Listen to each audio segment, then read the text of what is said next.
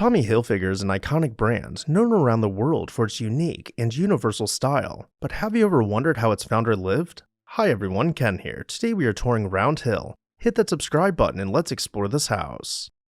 In 1951, Tommy Hilfiger was born in the small town of Elmira, New York, but little did anyone know he would become one of the most iconic names in fashion.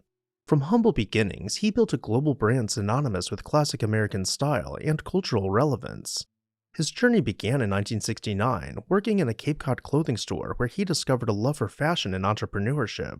By 1969, with just $150 in life savings, Hilfiger opened People's Place, a boutique in his hometown that blended clothing with music and culture. The store was an immediate success, but by 1977, booming business had turned into bankruptcy. After moving to New York City, he worked with established brands like Jordache jeans while taking courses in commerce and fashion. These experiences laid the foundation for his creative vision. In 1984, his career took a pivotal turn when Mohan Mirjani backed his dream of launching a men's sportswear line. Hilfiger reimagined preppy, Ivy League aesthetics with a modern twist, creating a style that felt both timeless and fresh.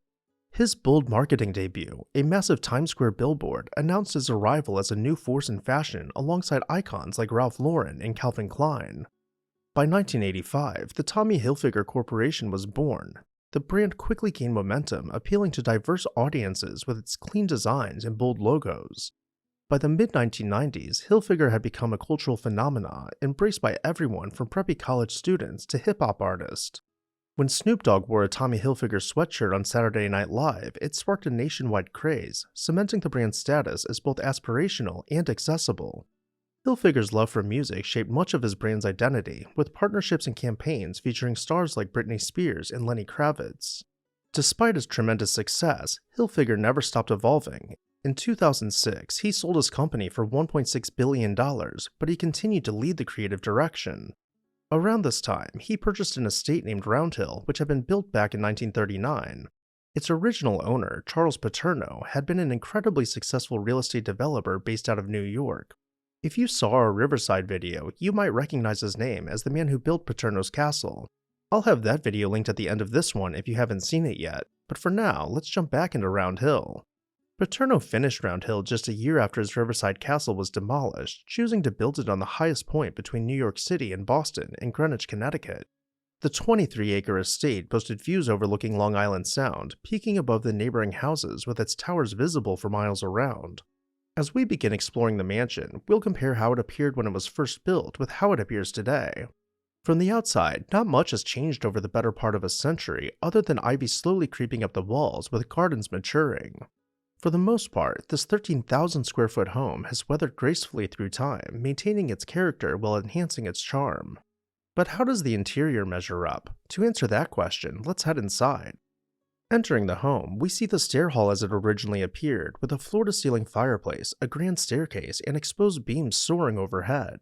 By Hilfiger's tenure, the stair hall had only been enhanced, with the addition of vibrant hand stenciling on the ceiling and the underside of the grand staircase being properly clad to match with the rest of the woodwork.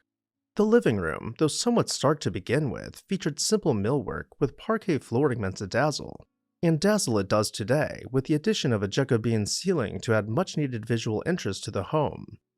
The library, with its built-in bookshelves and ornamental wall panels, was always meant to be more visually interesting than the living room, and in similar fashion, it too has been dressed up while retaining its original architectural elements. Then we come across the dining room, with lovely wall panels and what we can only imagine as a dark red carpet spanning from wall to wall. Now we find beautiful hardwood and coffered ceilings, with the drama of color being added by the matching wallpaper and curtains. Though for more casual meals, the family through any iteration of the house would have dined in the breakfast room, which we don't have a comparison for. Continuing with these domestic traditions, we come across the kitchen, which the Paternos would likely have never stepped foot in as their staff would have prepared their every meal. Of course, in modern day, the kitchen is viewed as the heart of the home, a gathering space for friends and family, and it has an expectation of being not only presentable, but inviting. Let's return now to the grand staircase and begin making our way up to the second level. Here we find that the stair landing seems to have stood still through time, with only the carpet being changed out along with a few ceiling details. Other than decor, we can imagine the Paterno's bedroom most likely appeared nearly identical to Hilfiger's. But as for the ensuite, much has changed over the years. That isn't to say, however, that homage wasn't paid. We still find the same segmental arch delineating the shower where the bathtub used to be, but modernized for more contemporary hygiene needs. Up here we would have also found the billiards room, a cozy retreat complete with wall murals wrapping about the space. While there is still a place for billiards, it has since been moved to a different location inside the house. Back when Round Hill was originally built, it cost $60,000, the modern equivalent of about $1.3 million. Recently, it sold in 2021 for $45 million, the modern equivalent of over $52 million. And with that, I'll turn it over to you. What did you think about Round Hill? Did you prefer the original house or the renovations? Let me know down below in the comments section. And while you're there, make sure you're subscribed so you never miss an exciting episode of This House.